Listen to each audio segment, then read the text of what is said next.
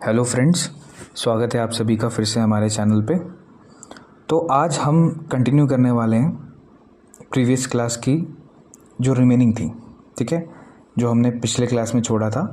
We had left in between the historical background of the making of the constitution, so we will begin from there. Okay, so as I had explained yesterday, 1942 में Cripps mission आया था। Cripps mission को Gandhi ji termed it as a post dated cheque on a sinking ship, ठीक है, क्योंकि Cripps mission में ऐसा dominion status के बारे में आया था। डोमिनियन स्टेटस मतलब समझते हैं आप? डोमिनियन स्टेटस मतलब होता है कि दो डिफरेंट क्या कहते हैं नेशंस एक साथ चलेंगे। मतलब आप इंडिया में रहो, आपका इंडिया, आपका कॉन्स्टिट्यूशन, आप सभी चीज़ सरकार आपकी, लेकिन उसका कंट्रोल जो है ब्रिटिश गवर्नमेंट के पास होगा। तो ये चीज़ वहाँ पे एक प्रपोज़ल आया था, तो जिसको गांधी जी ने ये कह के ठुकरा दिया था कि ये डूबती हुई जहाज़ पे एक चेक दे रहे हो आप हमें। तो ये बहुत ही फेमस लाइन थी। अगर ये क्वेश्चन आता है तो आप मार्क कर सकते हो कि गांधी जी ने ये लाइन किसके लिए बोला था? क्रिप्स मिशन के लिए, ठीक है। फिर हमारी जो फर्स्ट कॉन्स्टिट्यूंट असेंबली की मीटिंग हुई थी वो 9 दिसंबर 1946 को हुई थी। प्रेसिडेंट इसके थे सच्चिदानंद सिन्हा साहब, ठीक है। देखो क्या होता है कि उस टाइम पे कोई वोटिंग तो हुई नहीं थी, ऐसे ही नॉर्मली जो सबसे बुजुर्ग व्यक्ति थे, the most oldest person in the group was Sachchidananda Sinha. So people made him the president of the constituent assembly. There was no proper election, ठीक है। So the permanent chairman after election was made and जो बने थे उनका नाम था राजेंद्र प्रसाद, जो कि बाद में चल के हमारे प्रेसिडेंट ऑफ इंडिया बने, ठीक है। फिर deputy chairman H C Mukherjee and V T Krishnamachari. अच्छा, इसमें इंपॉर्टेंट क्या है, आपसे ये पूछ सकते हैं कि कॉन्स्टिट्यूएंट असेंबली का पहला प्रेसिडेंट कौन था? तो सच्चिदानंद सिन्हा थे। और परमानेंट चेयरमैन कौन थे? तो राजेंद्र प्रसाद साहब थे, ठीक है। कॉन्स्टिट्यूएंट असेंबली एडवाइजरी, देखो B N Rau was the advisor of the constituent assembly, ठीक है। तो ये क्वेश्चन आता है वनडे एग्जाम्स में कि कॉन्स्टिट्यूएंट असेंबली का एडवाइजर कौन था? तो वो थे बी एन राव साहब। Three drafts were prepared before final constitution, मतलब पूरी कॉन्स्टिट्यूशन बनने से पहले 3 बार ड्राफ्ट्स बनाए गए थे, ठीक है। जैसे कि आप कोई स्टोरी लिखते हो, स्टोरी लिखते टाइम आप क्या करते हो? स्टोरी लिखते टाइम आप रफ पेपर पे लिखते हो स्टोरी, फिर उसके बाद अगर वो अच्छी लगी तो आप आगे चलते हो, नहीं अच्छी लगी तो फिर आप उसको फाड़ते हो, दोबारा बनाते हो। ऐसे ही यहाँ पे कॉन्स्टिट्यूशन भी 3 बार ड्राफ्ट्स बने, फिर उसके बाद फाइनल कॉन्स्टिट्यूशन बना, ठीक है। Then constitution was adopted on 26 November 1949, ठीक है।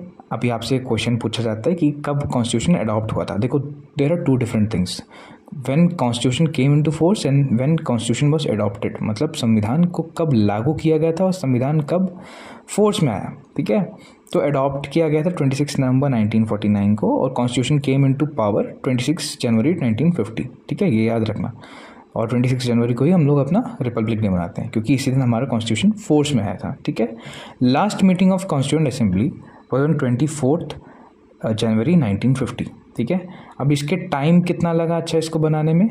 तो time taken in preparation of constitution आपका 2 साल 11 महीना और 18 डेज, ठीक है। 2 years 11 months and 18 days were taken to prepare this constitution.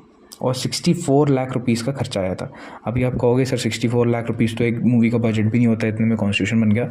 बेटा ये बात हो रही है 1946 की, ठीक है। तब आप अपने दादाजी से, अगर घर पे दादाजी हैं, पापा हैं, उनसे पूछना कि चवन्नी अठन्नी का क्या होता था। भाई उस टाइम पे चवन्नी अठन्नी का इतना वो होता था ना, मतलब कि अरे चवन्नी है तुम्हारे पास। तो ये तो बात 64 लाख रुपीज़ की है, ठीक है। It will be equivalent to somewhere around 64 crore और 600 करोड़ आज के टाइम का, ठीक है।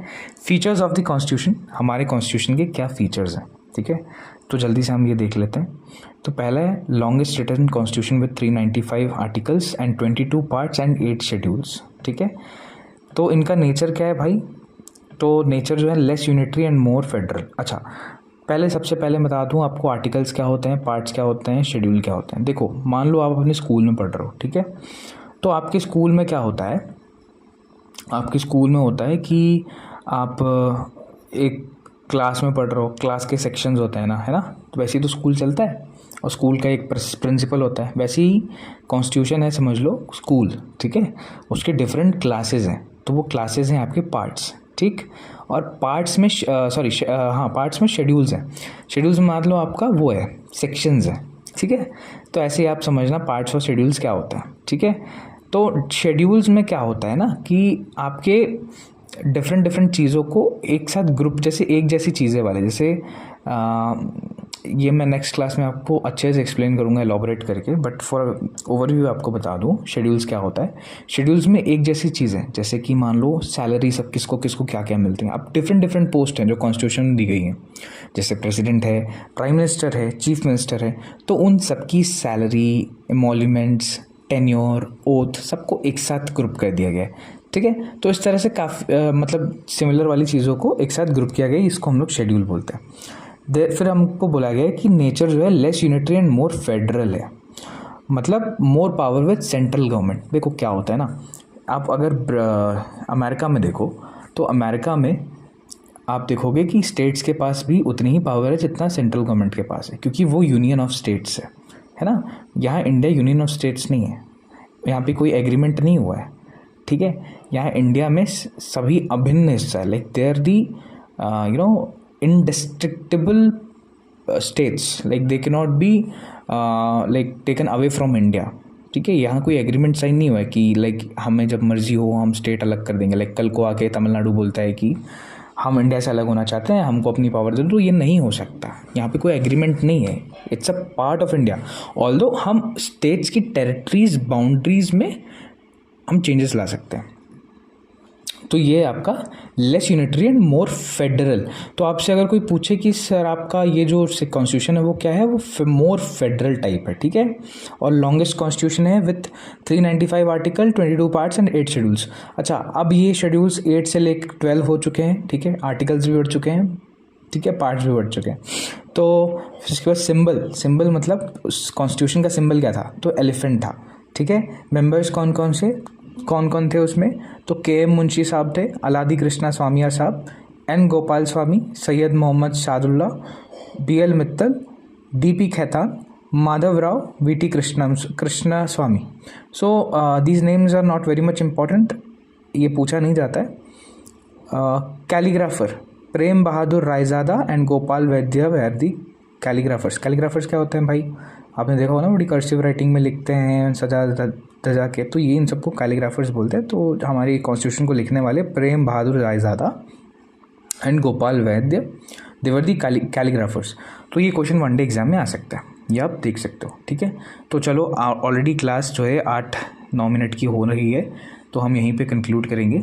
बाकी नेक्स्ट क्लास में हम पढ़ेंगे कि क्या क्या हमारे कॉन्स्टिट्यूशन में कॉपी पेस्ट हुआ है, ठीक है। चलिए, ऐसे ही पढ़ते रहिएगा और चैनल को सब्सक्राइब ज़रूर कर दीजिएगा, क्योंकि बड़ी मेहनत से कंटेंट बना रहा हूँ मैं आपके लिए और इसको अपलोड कर रहा हूँ, ठीक है। तो आपका सपोर्ट और प्यार तो बिल्कुल चाहिए, इसमें कोई कंजूसी मत करिएगा, कोई कसर मत छोड़िएगा, पढ़ाई में भी अपनी कसर कोई मत छोड़िएगा और हमें सपोर्ट करने में भी बिल्कुल मत छोड़िएगा, ठीक है। चलिए,